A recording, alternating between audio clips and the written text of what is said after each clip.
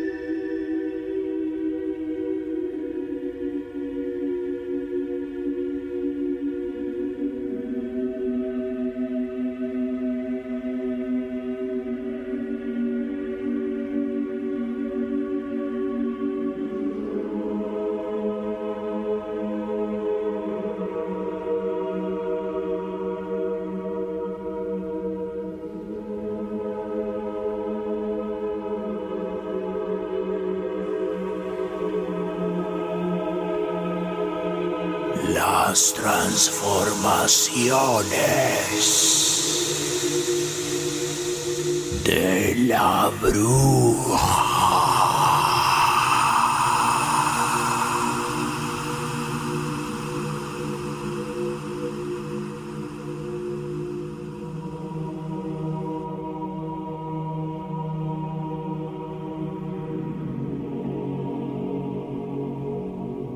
Autor Jorge Mercado.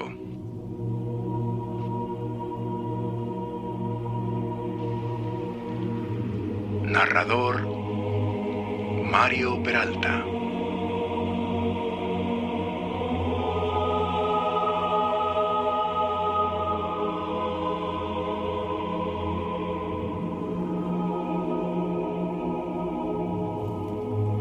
La perdición de mi abuela fue un señor del que se enamoró. Ella era una señora tranquila, respetada por su bondad y su carisma. Dicen que los moribundos, antes que preferir acudir al cura para recibir los últimos ritos, la invocaban a ella, porque en su presencia encontraban un símil de la gracia de la Virgen y morían en paz y sin dolor. Por eso la llamaban la Virgen Moribunda. También dicen que el mote se debía a todos los hombres del cantón que la cortejaban y a los que ella despreciaba sin titubeos, pero que aseguraban cualquier rato alguien le iba a matar la virginidad. Ya se contaban 7 muertos a causa de ese amor. 2 suicidas, 3 en riñas que acabaron en sangre y 2 más que se desbarrancaron por cantar elegías en su nombre, sin prestar atención al camino. No era que mi abuela hubiera jurado castidad para toda la vida, que formar una familia no estuviera entre sus planes, ni siquiera que acunara delirios de grandeza, que la mantuvieran a la constante espera de aquel que caminara a su altura. Aunque la gente decía que seres angélicos como ella dedicaban su vida al servicio de otros sin entorpecer su destino con cosas que eran exclusivamente para los de este mundo, pero que supuestamente mi abuela decía que simplemente no había conocido al hombre correcto. Al principio, dicen que mi abuela pensó que estaba pagando por todos los males y desgracias que había provocado entre los hombres, encontrándose con uno que a su vez no correspondía a su amor desesperado. Cuando la gente del pueblo se enteró, dicen que la aconsejaron, que le dijeron que ese hombre era un perverso, que tenía tratos con el diablo, que era un borrachín, hediondo y harapiento, que en su avaricia habría podido vender a su propia madre con tal de conservar a sus preciados animales. Que, y esta era la habladuría más cercana a la verdad, únicamente estaba interesado en cuestiones del amor, en practicar el bestialismo.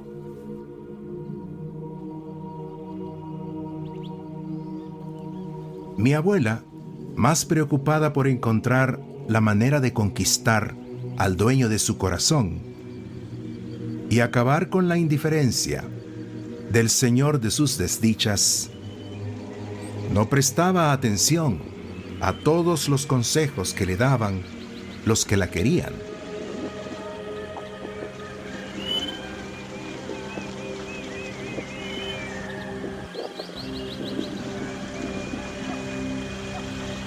Dicen que un día, al borde de la locura, mi abuela decidió seguir al hombre en secreto, meterse en su casa y enfrentarlo de una vez por todas, amenazándolo con que si la rechazaba una vez más, lo mataría.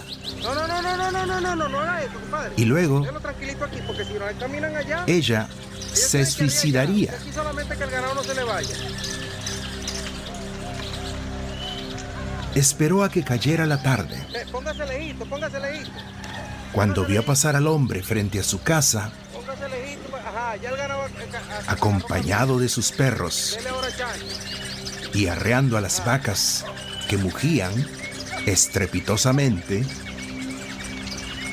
se escondió entre unos arbustos secos Eso, no lo apriete. que no con apriete, dificultad tiene que buscar por donde la vamos. ocultaban y con facilidad le arañaban la piel.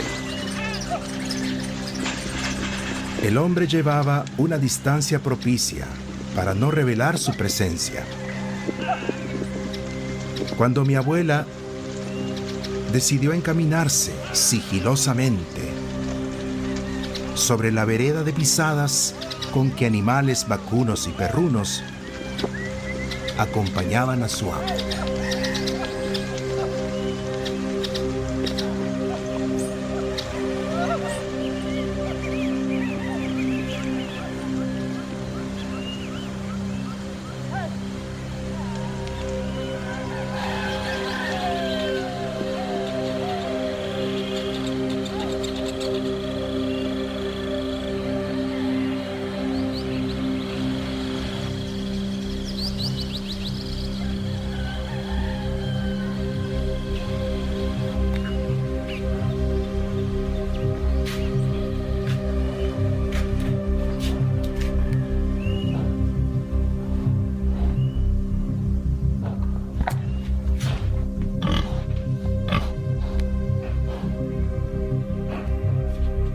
Al llegar a la casa del hombre, como una desmayada que recupera la conciencia, cayó en la cuenta de la locura que cometía.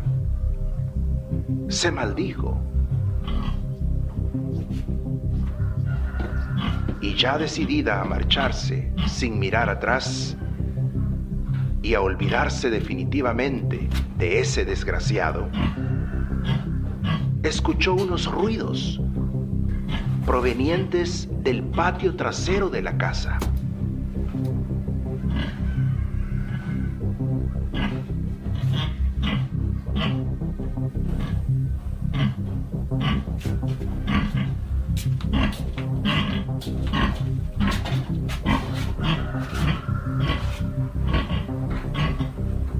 Carcomida por la curiosidad, con pasos gatunos, rodeó el lugar sin hacer ninguna bulla, ni espantar a los animales. Mientras más se acercaba al origen del ruido, más se convencía de que se trataba de algún cerdo que no podía estar siendo otra cosa que torturado. Estuvo a punto de perder el sentido. Se le engarrotaron las manos. Perdió la fuerza de los pies. La mueca desagradable que el terror había dibujado en su rostro habría espantado hasta al satanista más curtido cuando vio a su amado, a su amor imposible, a su gran amor, sodomizando a una marrana que evidentemente no parecía experimentar ningún placer. En medio de la agitación del sexo experimental,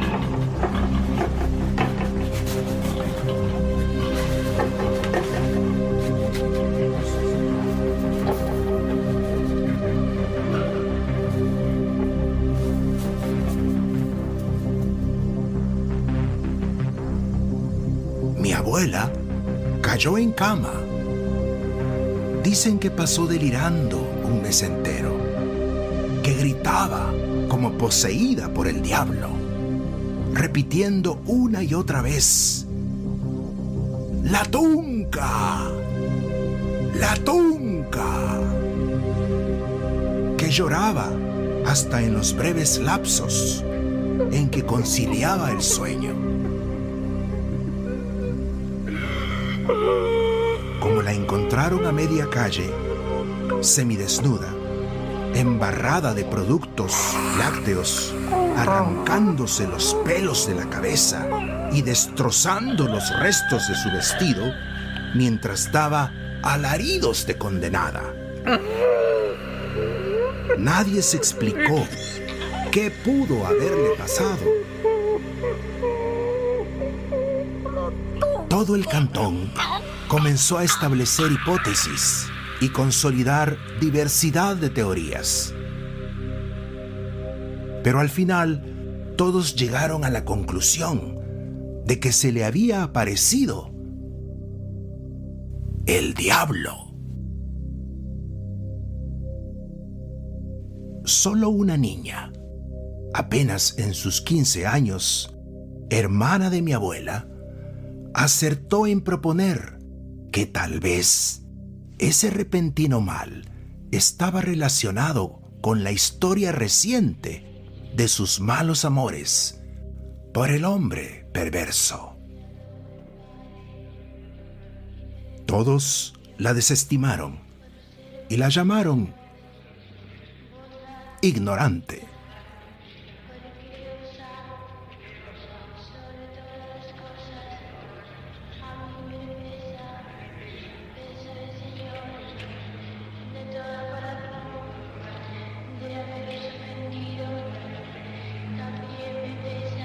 Hicieron sesiones diarias de rezos que iban desde la madrugada hasta bien caída la noche. Se desgastaron los rosarios. Se abusó de la salve y de las avemarías. Se repitió el Padre Nuestro hasta que los versos perdieron todo sentido. Las plegarias estaban dirigidas en parte por la salud de mi abuela, para que se recuperara, y en parte para la salvación de su alma, por si estaba destinada a despedirse del mundo de la materia.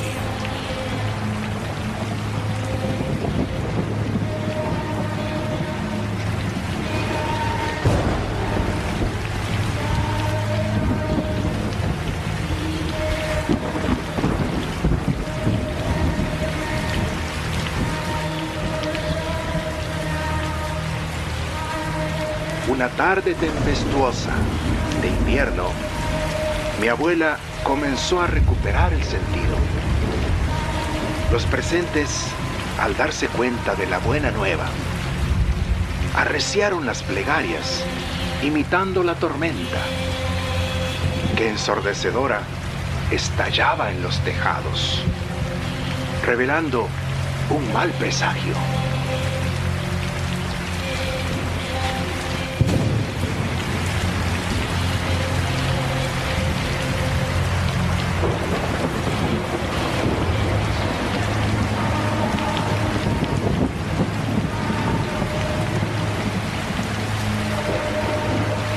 Dicen que mi abuela fulminó a todos con una mirada de loca que les hizo temblar las piernas y castañear los dientes. Comenzaron a darse cuenta de que una gélida brisa los estaba congelando, como si el diablo les estuviera respirando en el culo. Pero encomendándose a una legión de santos y de arcángeles y de vírgenes, no desfallecieron en sus plegarias. Los alaridos de mi abuela eran capaces de competir con el estruendo de la naturaleza. Dicen que mi abuela gritaba: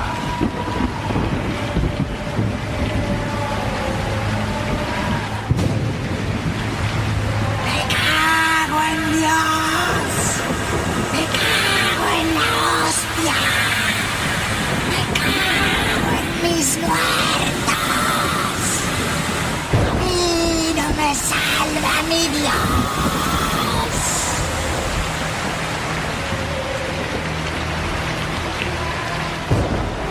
Como respuesta a todas las santas palabras que se recitaban en el cuarto,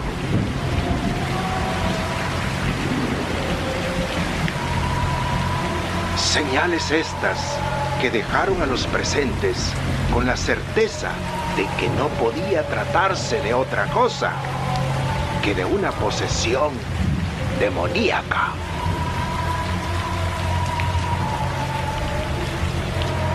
Eran bien conocidos por todos los síntomas.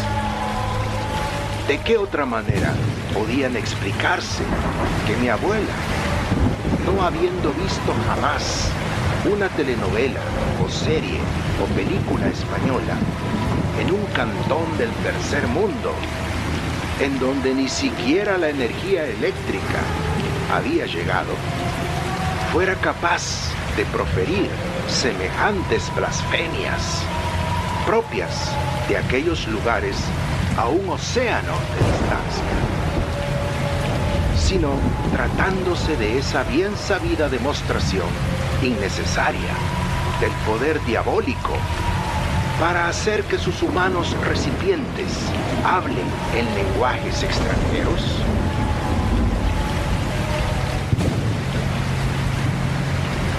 Santiguándose hasta desgarrarse la piel, los parroquianos no se dejaron intimidar por los prodigios del maligno. Pero antes de que pudieran hacer algo al respecto, mi abuela salió disparada por la ventana con un brinco sobrehumano.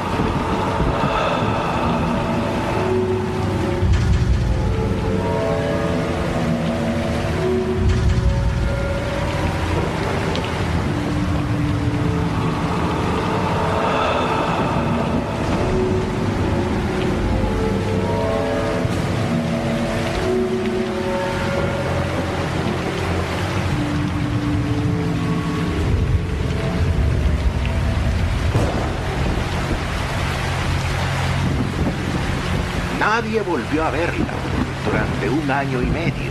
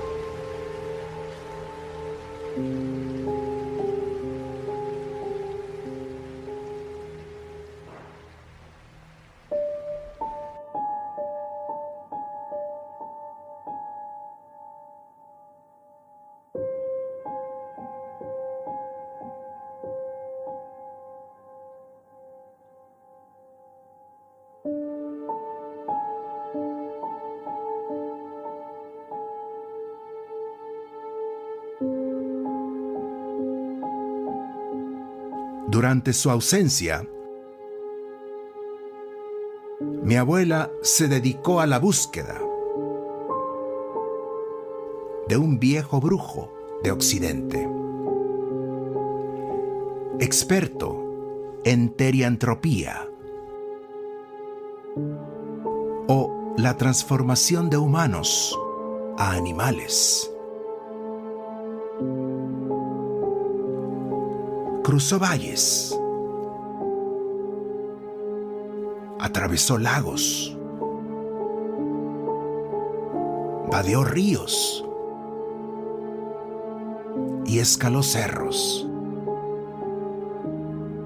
hasta encontrar el hogar secreto del brujo, que según dicen, aparecía únicamente a una hora determinada de la madrugada y que solo se podía ver de espaldas a través de un espejo roto sostenido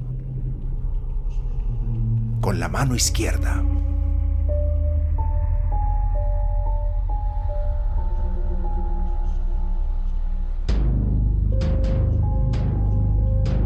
Después de ser aceptada como discípula,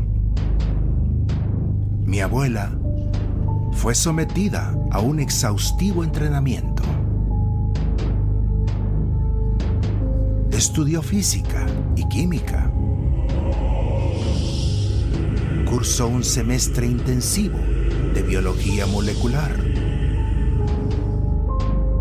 Destacó en el trimestre de zoología,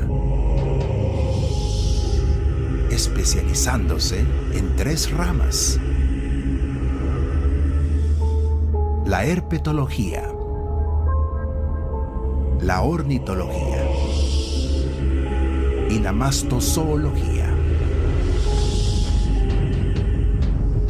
Y como buena estudiante universitaria que se precie, se emborrachó de placer en orgías y fornicó con machos cabríos en aquelarres.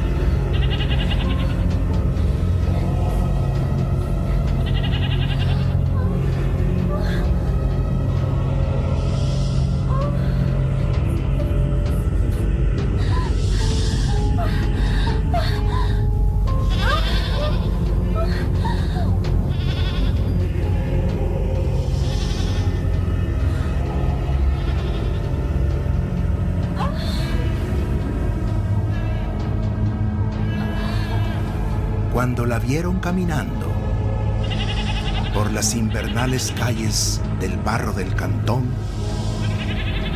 después de tanto tiempo, y cargando a un niño de 2 meses entre sus brazos, la conmoción fue tan intensa que las más viejas del lugar murieron súbitamente, entre maldiciones, y asegurando que, en medio de los ejércitos infernales, el rey de este mundo pronto vendría a reclamar su trono.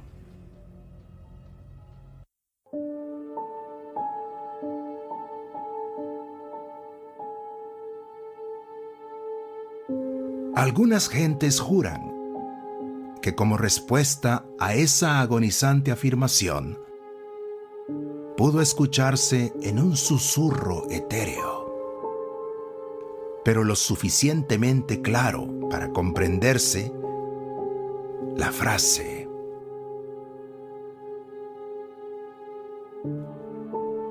la reina Perras. La reina Perras.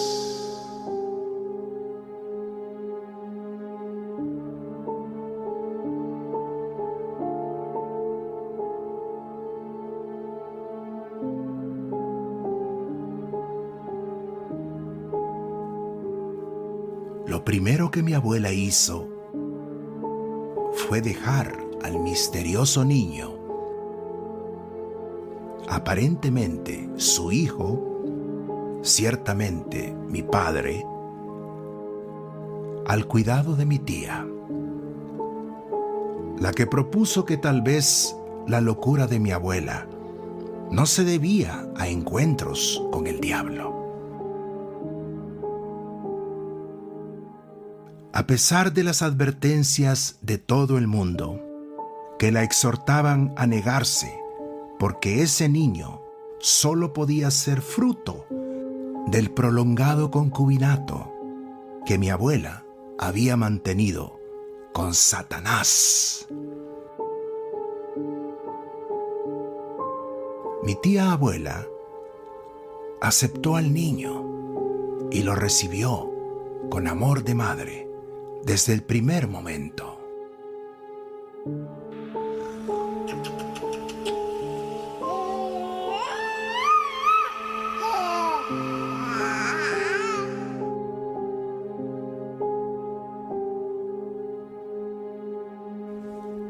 El reinado de terror de mi abuela duró alrededor de 5 años.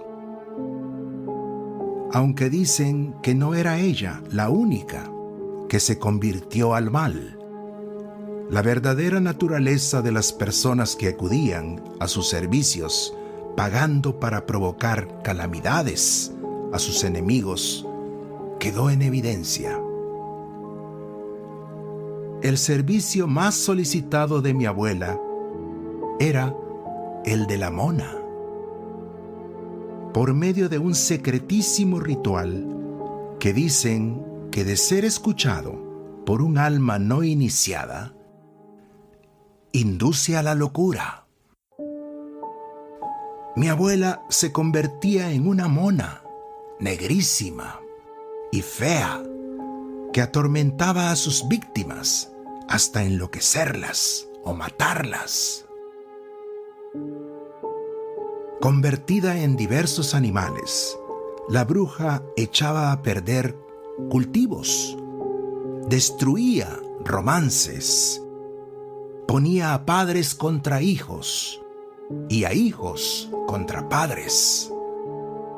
Hacía que los hombres mataran a sus mujeres o que las mujeres mataran a sus maridos cuando roncaban la borrachera. Todo eso que ya pasaba en el cantón desde tiempos inmemoriales, pero que los habitantes atribuyeron a su maligna influencia. Hubo algo que no se supo hasta llegado el trágico final de mi abuela. Dicen que de entre todas sus artes, la que dominaba en niveles superlativos era la capacidad de convertirse en tunca.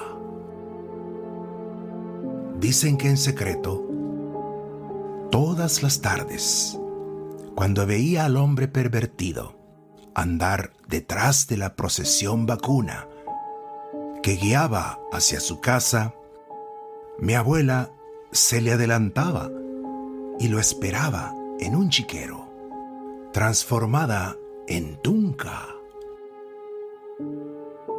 Nada más acomodar a las vacas en su lugar, el gran amor de mi abuela se disponía a saciar sus desviados placeres.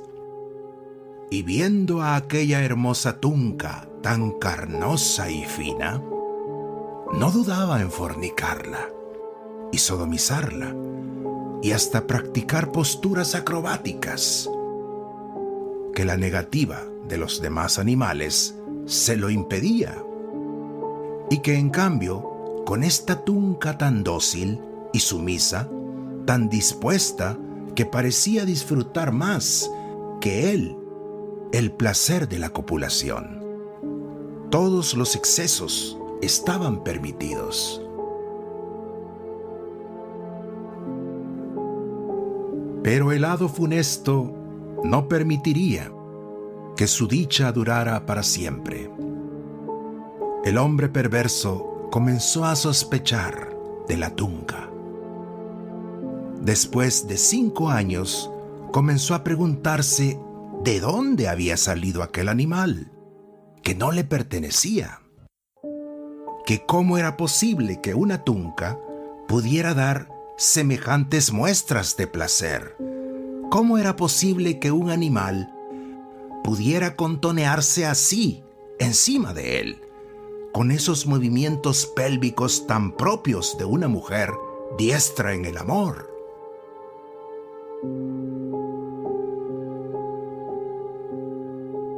se dio cuenta de que esa predisposición no podía compararse con la resistencia que ponían los demás animales cuando los utilizaba.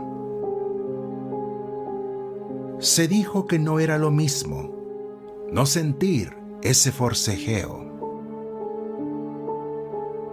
esa sensación de sometimiento y poder que la daba violar a los animales.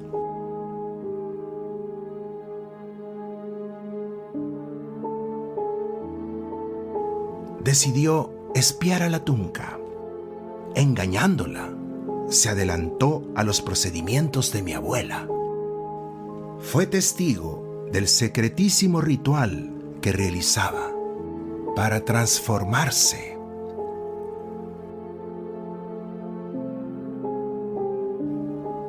Dicen que la indignación del hombre fue tan grande que no perdió la cordura al atestiguar semejantes ritos.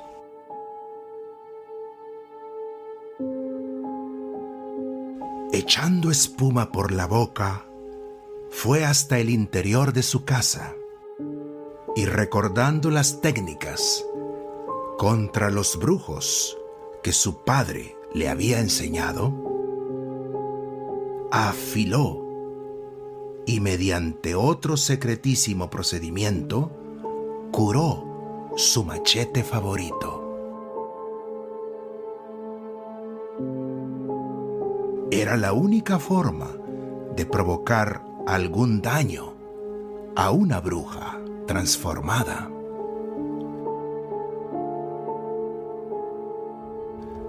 Mi abuela, que lo ignoraba todo y no sospechaba nada, ya lo estaba esperando, como siempre, en su lecho de fango y estiércol. Pero esta vez, la tunca no recibió las acostumbradas y dulces penetraciones del amor.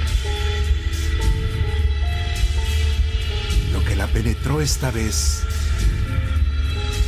fue el machete del hombre, que, echando espuma por la boca, desde alguna máquina infinita de espumajos dentro de su estómago, maldecía al cielo y a la tierra.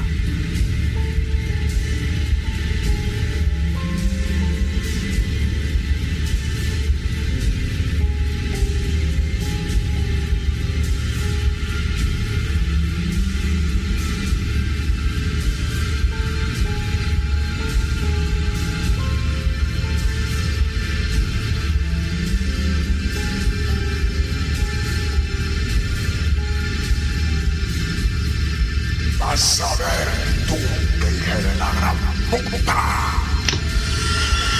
Vas a ver, puta.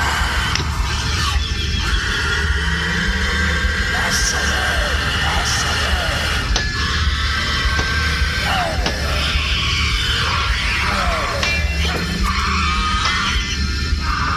Muere, muere, muere, muere.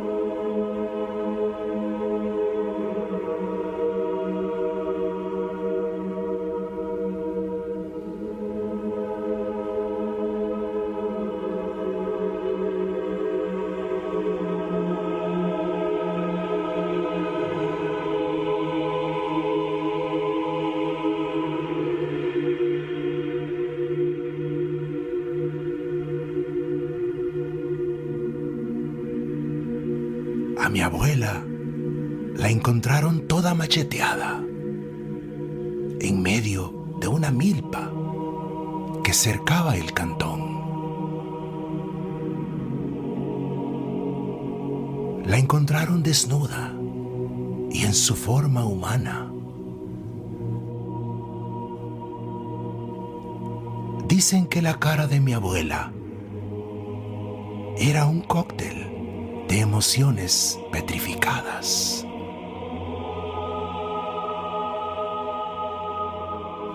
Una expresión de espanto, combinada con un aire de profunda tristeza, pero también un hálito de resignación le desfiguraban el rostro.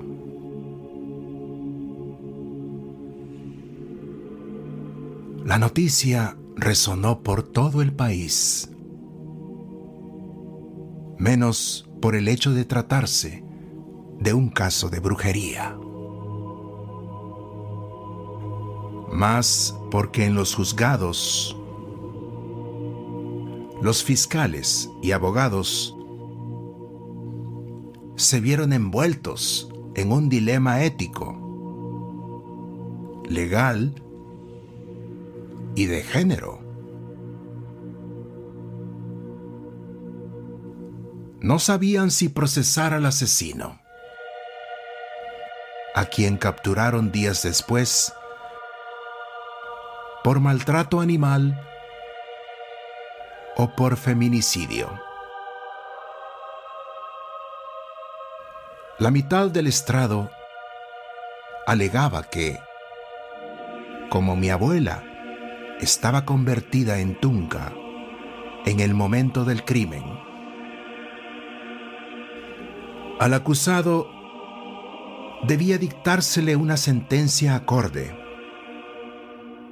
Pero la mitad aseguraba que el acusado había cometido el crimen, como se comprobó en la investigación, en plena conciencia de que a quien asesinaba en ese momento era en realidad una mujer. Pero la mitad aseguraba que el acusado había cometido el crimen, como se comprobó en la investigación, en plena conciencia de que a quien asesinaba en ese momento era en realidad una mujer. Todo el mundo aplaudió la sentencia, que después de varios meses de controversia, resolvió condenar al acusado por feminicidio y por maltrato animal al mismo tiempo, alcanzando una pena de 200 años. Por el delito de femicidio.